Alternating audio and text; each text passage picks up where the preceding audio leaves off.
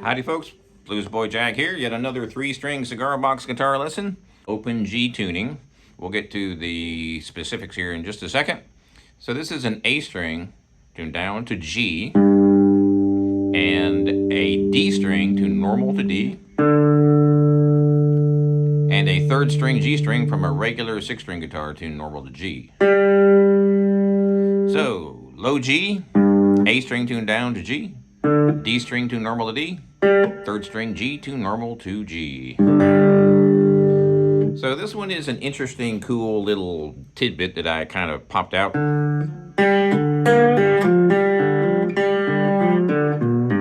Finger picking using my thumb and 1st finger.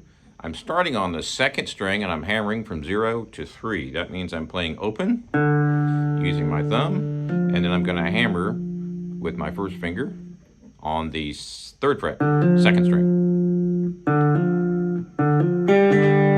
The next thing I'm going to do is play the 1st string open, and then play the 2nd string again. I'm using my fingers. You can use a pick if you like.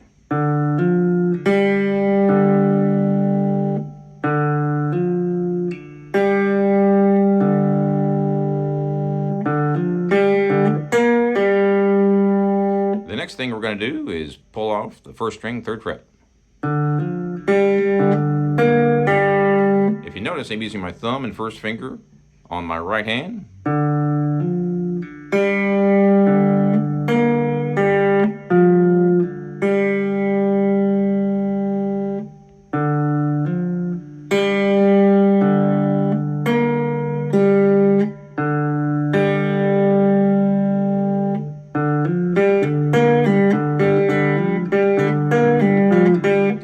So, as I mentioned a second ago, there's a million ways you can do this particular lick.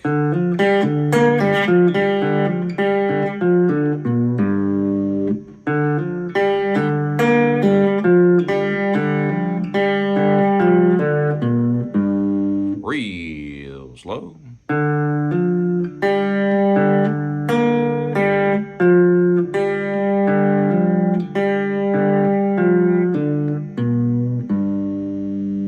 Even slower.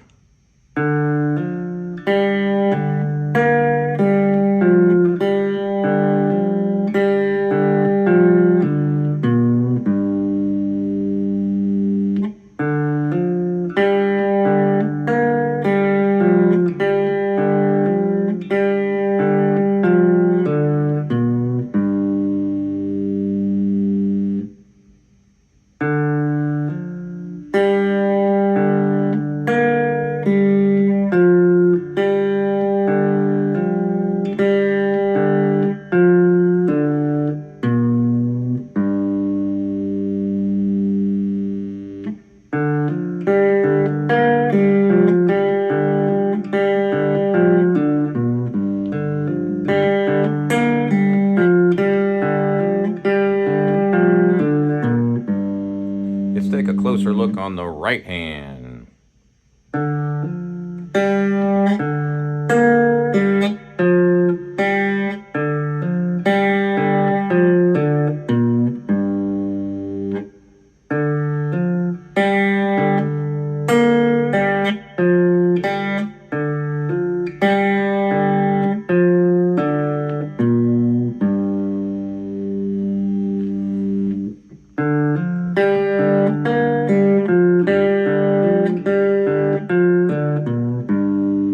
I'm only using my thumb and 1st finger.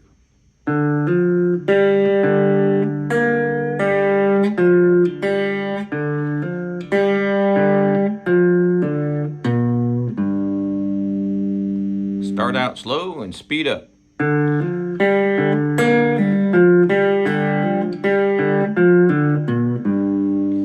And I've determined over the years that once you come up with a lick like this, start out slow and speed up when you can. Don't speed up so fast that you're making a lot of mistakes, but speed up 10%, 20% each time you try to speed up.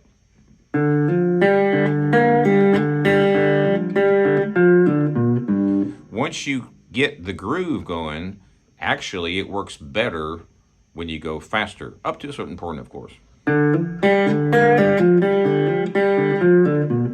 It's the sequence that needs to be burned into your brain, so just do it slow.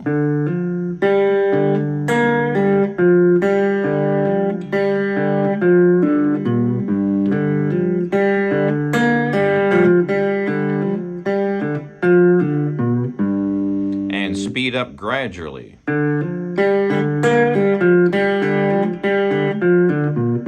Now, I will tell you this. Once you get the groove down slow to medium, it actually gets easier when you speed up because your brain is on autopilot after a while. When you repeat it over and over, your brain doesn't have to think what the next lick is. Well, it does, but your brain gets faster. It's kind of what I'm saying. So if you start out slow,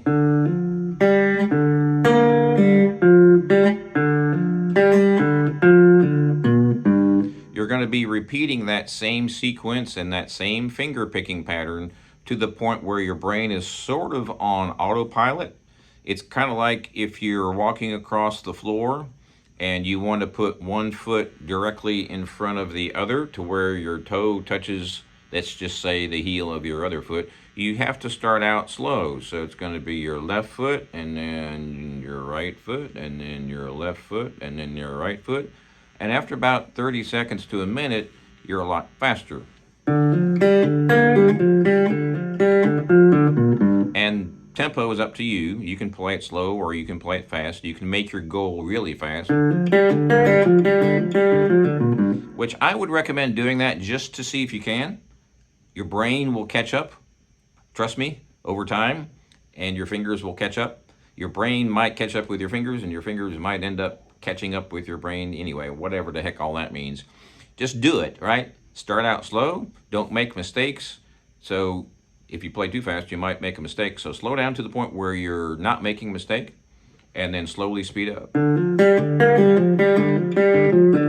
Now, the other thing that we can do here is take that same lick and just move it up. So I'm playing an open right here to the 3rd fret. So I call that an open riff. Not all the notes obviously are open, but I'm starting with the open notes. Now we can take that same lick and we can extrapolate it out to where we're... And I'm barring at the 5th fret, and I'm skipping 2 frets, so I'm up on the 8th fret with my pinky.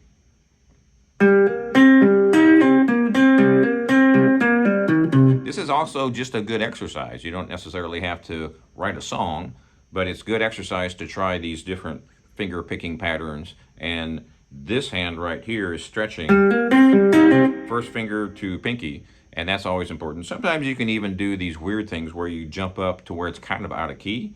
So here's in key. Here's something that you can practice simply for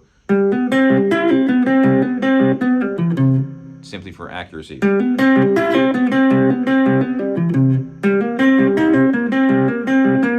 So I just moved up to where my pinky's up here. So I'm on the 5th fret with my first finger, and I'm on the 9th fret with my pinky. And I'm just doing this for stretching. It's really just kind of experimenting. Does sound a little bit weird, but what the heck?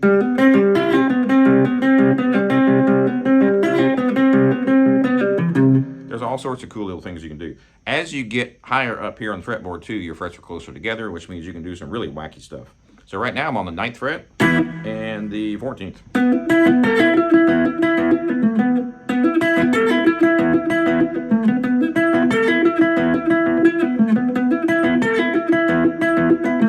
All sorts of cool little things you can do there. This could be used as simply an exercise. It could also be used to stretch your fingers. And by the way, I am stretching my right hand when I do this. It may not look like it, but it is moving my muscles and making my brain mix with it.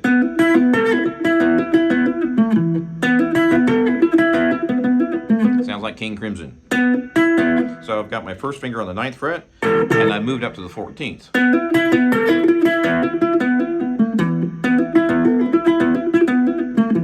This could be used, like I said, as an exercise. It could be used to stretch your fingers, or you can make a song out of it. I mean, you know, why not?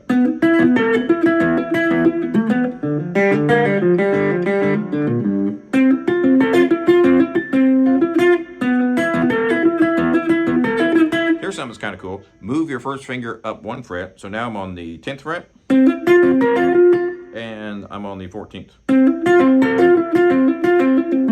Sounds kind of weird, right? Now I'm going to move my first finger down 1 fret, but I'm going to keep my pinky where it was on the 14th.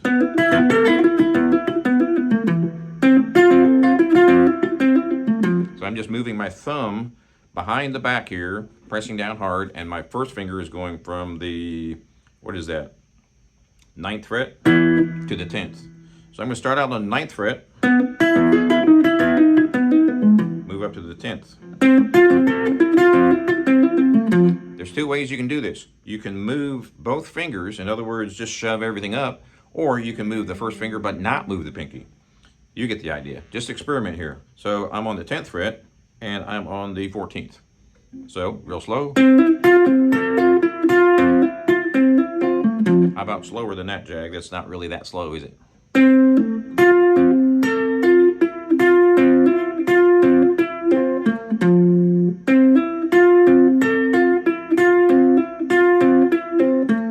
Obviously, I'm using my fingers to pick, thumb, and first finger. I highly recommend you learn how to do that. You can use a pick as much as you like, but you should also be able to play with your fingers as well.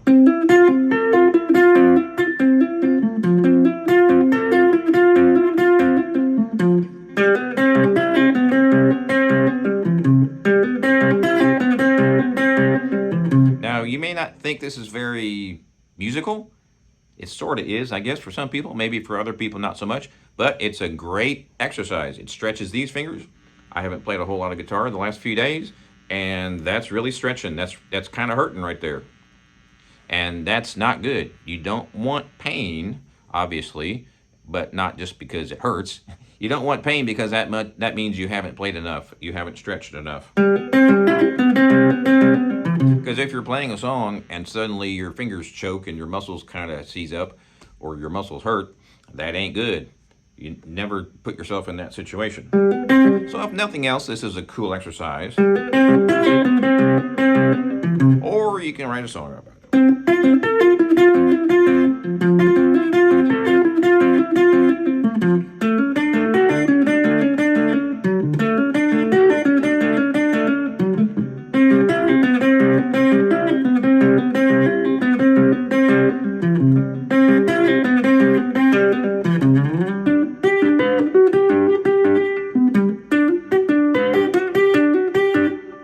Kind of sloppy there.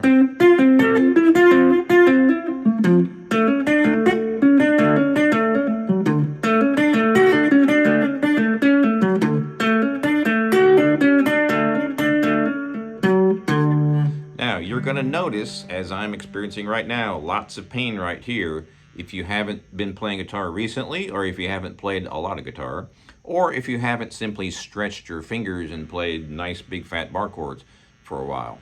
That's going to hurt right there when you do this because you're really stretching. So I'm on the 5th fret. Let's see how far I can go here. I can go to the 9th fret. It's hard to do. It's really hurting right there.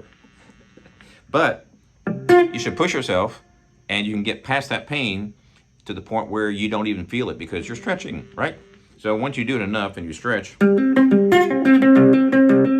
you may not feel it. Right now, I'm definitely feeling it right there. But you can use this, as I said, as an exercise, and it helps both hands because you're doing a different pattern, right? You're changing it up. Ooh, almost got it. Now, here's something that's kind of cool. Take that first finger, keep it on the 5th fret, use your pinky 1, 2, 3, 4, 5 frets up, then move your pinky down 1 fret. So here's the whole thing, 5 frets up. Can't quite get it. Woo, boy, that's really hurting right there. But what we're going to do is move that down.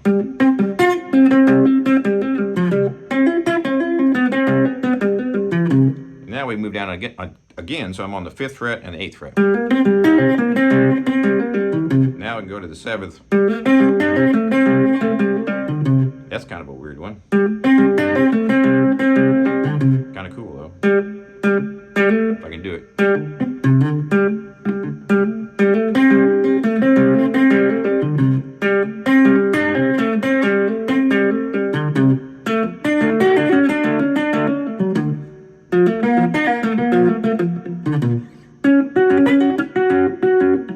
Ooh, I'm losing it because boy, that hurts right there.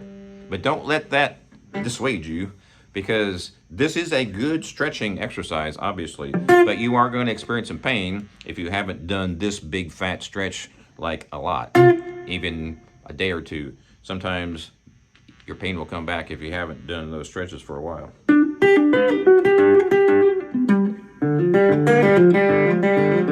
By the way, if you haven't heard of the band King Crimson, check them out. King Crimson.